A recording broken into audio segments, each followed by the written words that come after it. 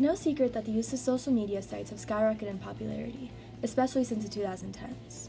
These sites have grown more and more integrated into our lives, tying ourselves in physical reality to the online world of sharing, liking, commenting, replying, and not just in the manner of communication. If we really stop to think about it, social media serves as a form of self-expression. Users are able to add and delete content at will, creating a visualized and interactive persona of self. Online, we are not limited by our physical reality. Economic and social status, appearances, and even life experience can all be edited to the user's will. It's an arguable psychological theory that the ongoing act of performing identity, whether in real life or on social media, is what truly creates the illusion of having an identity. On social media, users are able to curate and present an image of themselves at will, controlling appearance and creating personality through choices made online.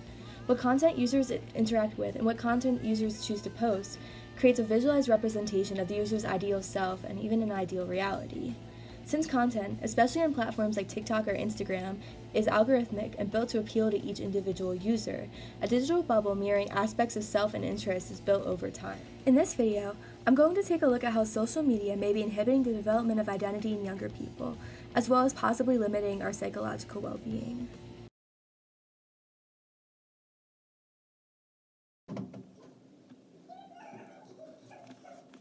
In many cases, kids and teens are so impressionable that they don't even realize they are conforming to the behaviors of others on social media. They spend so much time viewing the posts and comments of others that it becomes hard to distinguish which thoughts are their own and which ones are from outside influences. In a Medium article, Hayati Zanel names this the hive mind and defines it as a collective consciousness analogous to the behavior of social insects. Such a group mentality, characterized by uncritical conformity and a loss of sense of individuality and personal accountability. The hive mind thrives on social media, and as opinions are pushed to the extreme, impressionable minds fall victim to not being able to fully develop their own personalities without even realizing it. They blindly base their lives around things they've seen on social media and are completely clueless to what's happening to them. We are currently witnessing the first generation to grow up with social media and its popularity grow more and more among teenagers. The Pew Research Center reports that 97% of 13 to 17-year-olds use social media platforms.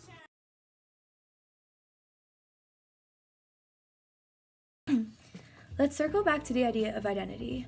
If the illusion of identity is found within the act of creation, can social media be a factor in building this illusion through altered socialization and a newly rising culture of self-branding?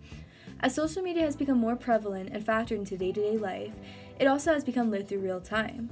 Socialization happens at the same rate as real life, but through acts of feedback in forms of likes, comments, followers, and the reposting of content.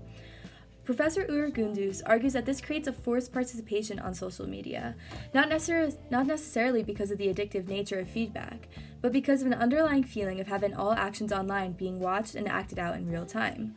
When constantly forced to observe the actions of others and oneself, a state of surveillance is now the lens viewed towards self.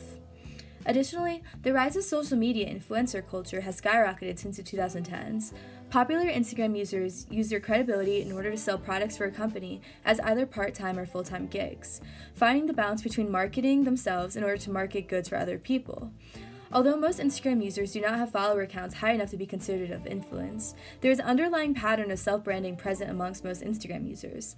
Self-branding is defined as self-presentation that relies on viewing oneself as a consumer product and selling this image as a product to others. Self-branding requires the online self to shift performance in order to appeal to an audience and will gain the most positive feedback from it. On Instagram and TikTok, there are options to have a beauty filter on when filming a video. These often smooth the skin into an unrealistic texture, lighten skin tone, thinning the face, and making eyes and lips bigger. This creates an unrealistic perception of one's appearance and expectation of what others look like as well, creating unrealistic and false beauty standards along with self-esteem. Sama Hawi states that most studies that have examined the relationship between self-esteem and the use of social media sites have shown that people with low self-esteem tend to use more social media sites to enhance their self-image and self-esteem. Social media can also create a reliance on external validation, often through an idealized and edited portrayal of self. Social media use allows individuals to express their ambitions and show their successes to a potentially large audience, and to obtain highly visible rewards and recognition through likes and positive comments from other social media users. When someone is told that they look gorgeous or stunning, they may gain some confidence, and that is okay in theory, until when posting a photo or a video, the person may start to expect positive feedback all the time, and when they don't get it, this will take an even bigger toll on their self-esteem. In conclusion, being forced to participate in identity performance online, inevitably, creates a skewed sense of self-identity, as social media users are only having the performance reflected back to them.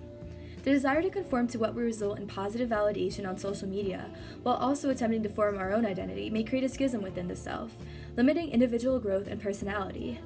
With all the filters and unrealistic standards set by social media, it's very common for users' mental health to become very poor, and because kids and teenagers are exposed to others' actions and thoughts and feel that need to fit in, they are restricted from forming their own personalities with extreme social media use and end up acting the same as everyone else. Overall, it's clear that social media is limiting individualism and has an extreme impact on one's well-being, as well as an effect on the developing minds of young people.